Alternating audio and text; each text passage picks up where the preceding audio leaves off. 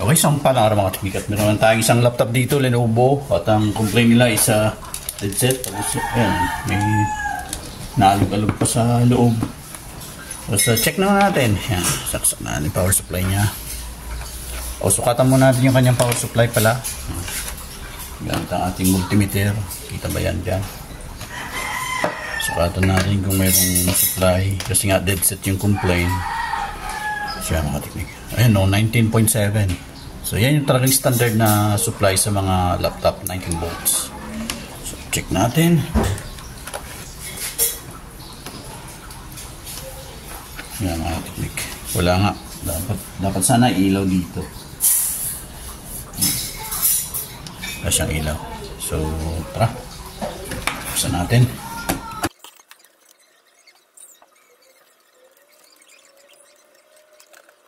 Yung mga teknik, oh. Wala siyang hard drive.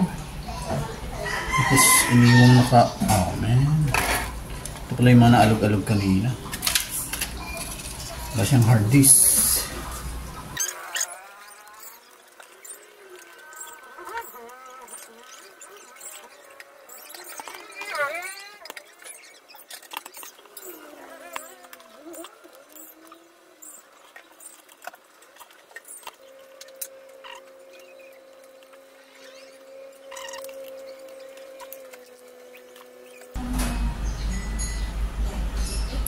Yan, mayroon mga teknik.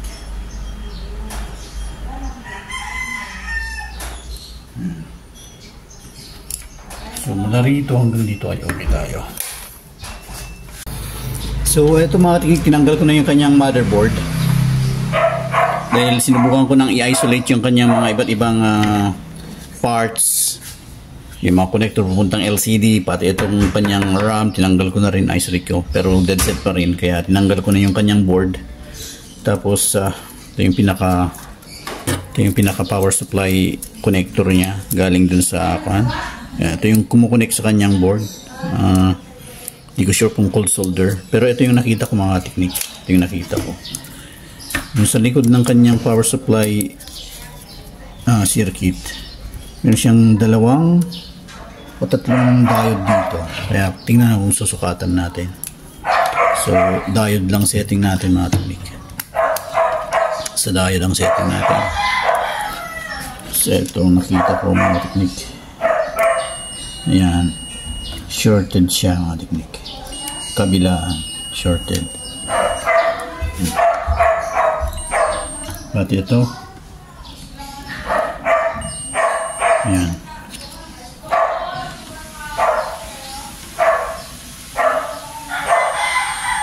Ayan. So, shorted. Ano ba ito? Hindi ko sure kung diode din ito. Hindi, R56. Sabi resistor.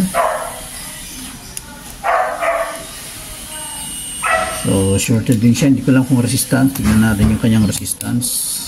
Kasi nakalagay R56. Okay, shorted. So, hindi resistor to. Pwedeng diode din. Technique. May shorted sa area na to. Oops, tingnan din natin to. Ito diode din to. So, good yung diode na to. So, ito yung kaduda-duda dyan. Unfortunately, mga teknik, ayan, tinanong ko yung may-ari. At dahil nga, kahit ma-repair man yan, nawalan na rin siya ng hard drive.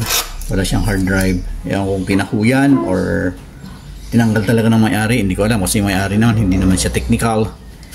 So, wala na siyang hard drive. Wala na siyang DVD-ROM.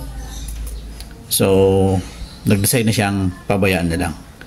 So, hanggang dito lang tayo mga teknik. At yan, hindi po naging matagumpay yung ating repair dahil nag-back out na yung may-ari. So hanggang dito lang tayo. Babalik ko na lang tong motherboard. Then, babalik na rin natin sa may-ari. More power and God bless.